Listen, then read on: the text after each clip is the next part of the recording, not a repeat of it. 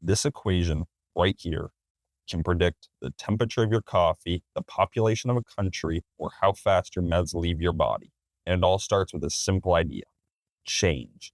So what is it? It's called a first-order linear differential equation.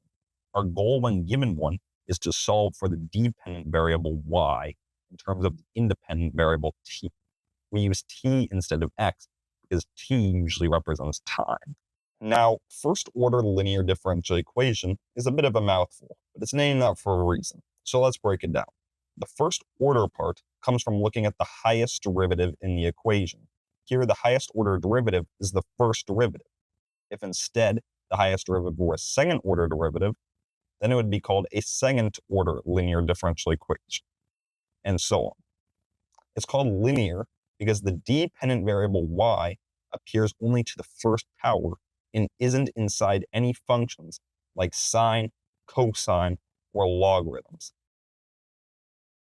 Let's look at some examples of linear versus nonlinear differential equations. This one, dy dt plus 3ty is equal to sine t, is linear because y is just multiplied by a function of t. But this one, dy dt plus y squared is equal to t, is not linear because of the y squared term. In this one, dy dt plus sine of y is equal to t isn't linear either, since y is inside a sine function.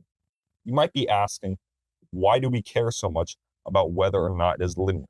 It's because linear differential equations have many techniques to solve them, and this is not so much the case for nonlinear differential equations. Finally, it's called a differential equation because it involves both a function and its derivative. That is, it relates the rate of change of a quantity to the quantity itself.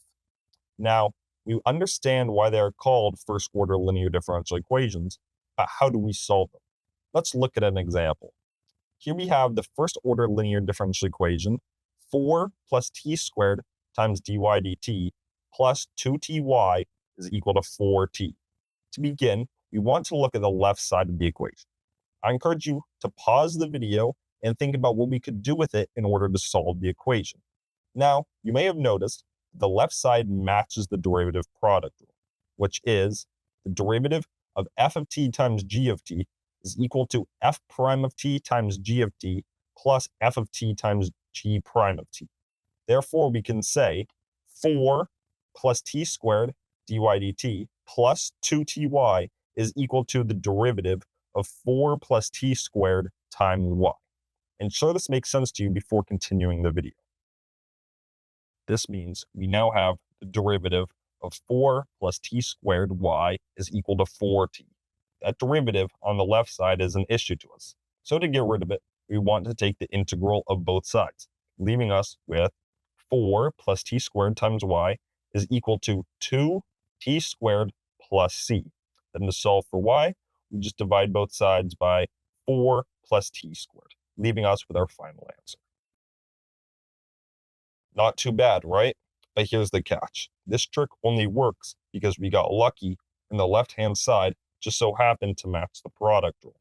In general, it won't be that easy, so we need a more reliable method. That's where the method of integrating factors comes in. It gives us a way to make the left side match the product rule. The method of integrating factors is done by finding a function that when you multiply the equation by it, it forces the left side to match the product rule. No luck required. This is done with the formula u of t is equal to e to the integral of p of t dt, where the first order linear differential equation is in standard form and u of t is our integrating factor. Next video, I will show you where this formula comes from, so subscribe if you want to see the derivation. But for now, let's just try it out and see how it works in practice. Let's begin by looking at the differential equation t times dy dt plus 2y is equal to 4t squared.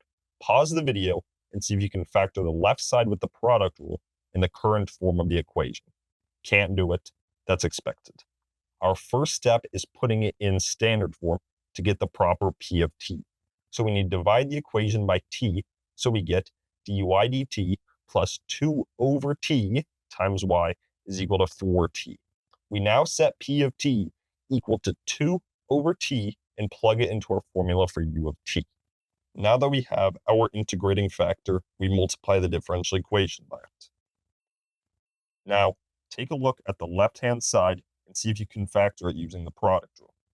You should notice that it can be factored to the derivative of t squared times y is equal to 4 times t cubed. Once again, we integrate both sides and solve for y. Make sure this entire process made sense to you. If it did, I encourage you to try the example on screen. Thank you for watching. If you enjoyed, please like and subscribe, and have a wonderful day.